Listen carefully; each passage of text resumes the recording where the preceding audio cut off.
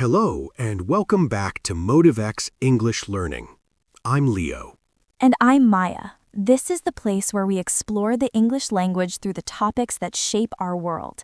Today, we're talking about something that touches every single one of our lives, in every country. That's right. It's a journey that often starts when we are very young and can continue for our whole lives. We're talking about education. Education. It's a big word with an even bigger meaning. For our beginners, let's break it down. At its simplest, education is the process of receiving or giving systematic instruction, especially at a school, college, or university. It's how we learn. And we are all here right now as part of that process. You are educating yourself in English by listening to this podcast. So today, we'll walk through this topic slowly. We'll talk about different types of schools, common experiences, key vocabulary, and why learning never really stops. Let's start at the very beginning. For most people, education starts before formal school. This is called early childhood education. It might happen at home with parents or in a nursery or preschool. These are places for very young children, from about age 2 to 5, to play and learn basic social skills. After that, formal schooling usually begins. The system has different levels or stages. The first level is primary school, also called elementary school. This is for children from around age 5 to 11. Here you learn the foundations, how to read, write, do basic math, and about the world around you. The subjects you study are called core subjects. In primary school, the core subjects are typically your native language, mathematics, science, and maybe a beginner's art or physical education class. You have one main teacher for most subjects. Then, students move to secondary school. This is for young people from about 11 to 18 years old. In some countries, it's split into two parts: middle school or junior high, ages 11 to 14, and high school, ages 14 to 18. Secondary school is different. You move between classrooms for different subjects, and you have a different teacher for each subject. The subjects become more specialized. You might have a science teacher for biology, a math teacher for algebra, and an English teacher for literature. This is also where students often start to think about their future careers. They might choose electives, optional subjects they are interested in, like computer programming, a foreign language, music, or drama. And at the end of secondary school, in many countries, students take very important final exams. These exams can determine if you can go to university. They have different names around the world: A-levels, the baccalaureate, SATs, or final matriculation exams. After secondary school comes tertiary education, or higher education. This is optional, but many people choose it. This includes universities, colleges, and technical institutes. Here, you study for a degree. A degree is a qualification you receive after completing a course of study at a university. A common first degree is a bachelor's degree, which usually takes 3 or 4 years. Then you can study for a master's degree, and after that, a doctorate or PhD, which is the highest level. But university isn't the only path. Vocational training or trade schools are also a form of higher education. They focus on practical skills for a specific job, like being an electrician, a chef, a mechanic, or a nurse. So that's the basic structure. Now let's talk about the experience itself. What is a typical school like? Let's describe a typical day for a secondary school student. Well, the day usually starts early. Students often take a school bus or public transport to get to school. When they arrive, they might go to their locker, a small personal storage cabinet, to get their books for the morning classes. The school day is divided into periods or lessons. Each period is about 45 to 60 minutes long, focusing on one subject. Between periods, there is a short break. There's also a longer break for lunch in the cafeteria or canteen. Students carry their books and supplies in a backpack or school bag. They write notes in notebooks or on laptops. They do homework, assignments to complete at home, and they study for tests and exams. And of course, school isn't only about academics. There are extracurricular activities. These are clubs or sports you do after school hours. You might join the football team, the debate club, the school choir, or the science club. It's a great way to make friends and discover new interests. The people in a school are very important. Let's go over the key roles. The most important person for a student is their teacher or professor, usually at university. A teacher instructs, educates, and guides students. The head of the school is the principal or head teacher. They're the main administrator. Then there are counselors who give advice to students about their studies or personal problems. And let's not forget the librarian, who manages the school library, and the caretaker, who looks after the school building. Now, the methods of education are changing very fast. A very important modern term is digital literacy. This means the ability to use technology effectively. Many classrooms now have interactive whiteboards instead of old blackboards.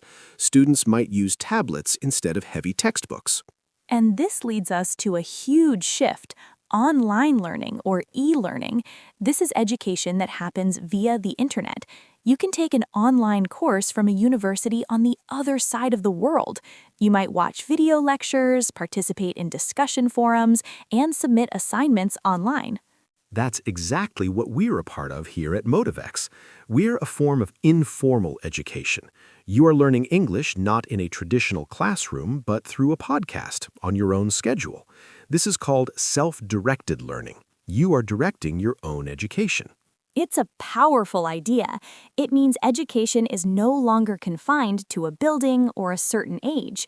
The concept of lifelong learning is now essential. This is the idea that we should continue learning throughout our entire lives, not just when we are young. The world changes so quickly, and we must keep learning new skills. That brings us to some of the challenges in education. It's not the same experience for everyone. A big issue is access. Does every child have access to a good school, qualified teachers, and books? Sadly, no. Educational inequality is a major problem around the world. Another challenge is the pressure on students. In some systems, there is a lot of exam stress. Students feel immense pressure to get high scores on their final exams to get into a good university.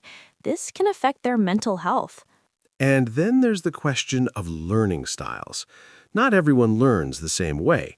Some people are visual learners. They learn best by seeing pictures, diagrams, and charts. Some are auditory learners. They learn best by listening, like to this podcast. Others are kinesthetic learners. They learn best by doing things with their hands, through movement and touch. A good education system tries to help all types of learners. That's so important. Now let's build some useful vocabulary for our listeners who are navigating an educational environment in English. Let's start with common verbs. To enroll, to officially register or join a course or school. I will enroll in the Spanish class next semester. To major in, to choose a specific subject as your main field of study at university. She decided to major in biology. To graduate, to successfully complete a course of study and receive your degree or diploma. He will graduate from high school in June. To revise, UK, or to review, US. To study material again for an exam. I need to revise all my notes for the history test. To pass, fail an exam. To be successful or unsuccessful in a test. I hope I pass my final exam. Now some key nouns. Syllabus, a document that outlines all the topics that will be covered in a course. Assignment, a task or piece of work given to a student. Deadline, the final date by which something must be completed. The deadline for the essay is Friday. Scholarship, money given to a student to help pay for their education, usually based on academic merit or financial need. Lecture, a formal talk given to a large group of students, especially at a university. Tutorial or seminar, a small group class where students discuss topics with a teacher. And some useful phrases you might hear or need to say. Could you explain that again, please? I didn't understand the last part. What is the homework for today? When is the project due? Due means when it must be handed in. I need an extension on my essay, more time to finish it. I'm applying to several universities. Perfect. Now let's get personal for a moment. What is your most powerful memory from your own education? A moment that really shaped you as a learner? That's a deep question. I think for me, it was in my final year of high school. I had a literature teacher who was very strict, very demanding. For months, I found his class difficult and intimidating. Then, we had to write a long essay analyzing a novel. I worked harder on that essay than anything before. When he handed it back, he had written just one line at the top. "Now you are thinking like a scholar." It was the first time I felt that my own ideas had real intellectual value. It wasn't about memorizing facts, it was about thinking critically. That moment made me fall in love with learning for its own sake. That's a wonderful story. It highlights the power of a great teacher. My defining moment was different. I struggled with mathematics for a long time. I thought, I'm just not a math person. Then in university, I had to take a statistics course. I was terrified, but the professor used real-world practical examples. She showed us how statistics could help understand social issues we cared about. She made it relevant. For the first time, the numbers and formulas clicked. It taught me that sometimes the problem isn't the subject, it's finding the right way in, the right connection. It taught me persistence. Persistence is perhaps the most important skill you learn in education. So, for our listeners who are using education to learn English or any new skill, what is your best piece of advice? My advice is to be a curious and active learner, not a passive one. Don't just listen to this podcast. Pause it. Repeat the phrases out loud. Write down new words in a notebook, a physical notebook. Research a topic we mention. Find a simple English article about education online. Talk to yourself in English about your own school experiences. Make the learning your own. And be patient with yourself. Making mistakes is not failure. It is data. It tells you what to work on next.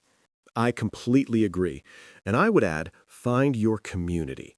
Learning can be lonely. Try to find a study partner, even if it's online. Join a language exchange app. Comment on our podcast notes. When you share the journey, you encourage each other, you explain things to each other, and you learn more deeply. Education is, at its heart, a social activity. Beautifully said. So to wrap up our lesson today, let's review. We talked about the stages of education: early childhood, primary, secondary, and higher education. Key people: teachers, principals, counselors. Key concepts: core subjects, electives, degrees, and vocational training. The modern shift to digital literacy, online learning, and lifelong learning. Important challenges like access and different learning styles. And we shared a list of essential vocabulary and phrases. We hope this discussion has given you not only new words, but also a new way to think about your own learning journey. Remember, you are the driver of your education. Thank you so much for learning with us today. To all the students, teachers, and lifelong learners listening, Keep asking questions. Stay curious. we'll be back soon with another topic. Until then, keep studying, keep practicing, and we'll see you next time on MotiveX English Learning.